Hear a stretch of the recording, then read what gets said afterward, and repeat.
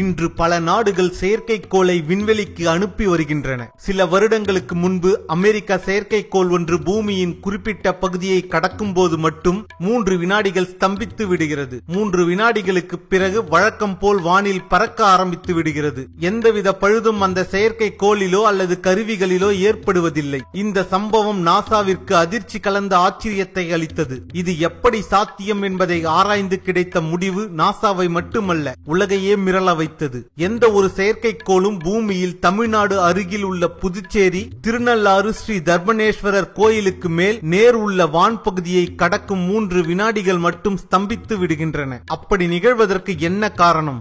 ஒவ்வொரு நாளும் ஒவ்வொரு வினாடியும் கண்ணுக்கு தெரியாத கருநீல கதிர்கள் அந்த கோவிலின் மீது விழுந்து கொண்டே இருக்கிறது. 2.5 வருடங்களுக்கு ஒருமுறை நடக்கும் சனி பெயர்ச்சியின் போது இந்த கருநீல கதிர்களின் அடர்த்தி மிகவும் அதிகமாக இருக்கும். விண்வெளியில் சுற்றி கொண்டிருக்கும் செயற்கைக்கோள்கள் இந்த கருநீல கதிர்கள் பாயும் பகுதிக்குள் நுழையும் போது ஸ்தம்பித்து விடுகின்றன.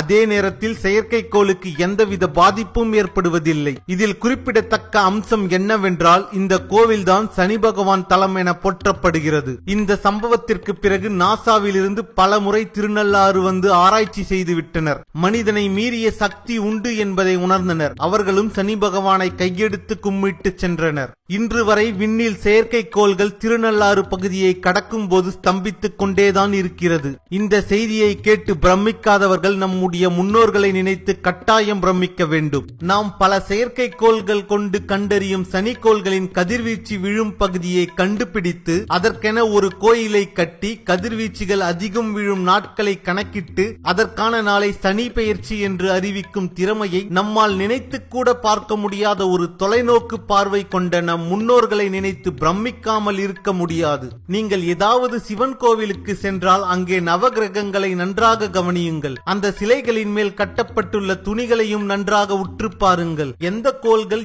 எந்த நிறத்தில் இருக்கும் என்பதை கணக்கிட்டு நம் முன்னோர்கள் கட்டி வைத்திருக்கும் அந்த துணிகளில் கண்டறியுங்கள். பிரமித்து போவீர்கள். பெரியோர்களின் அறிவாற்றலை நினைத்து இந்த அறிவியலின் அதிசயத்தை அனைத்து தலைமுறையும் அறிய வேண்டும். அதற்காக அவர்கள் நம்மை பின்பற்ற வைத்ததுதான் கடவுள் மார்க்கம்.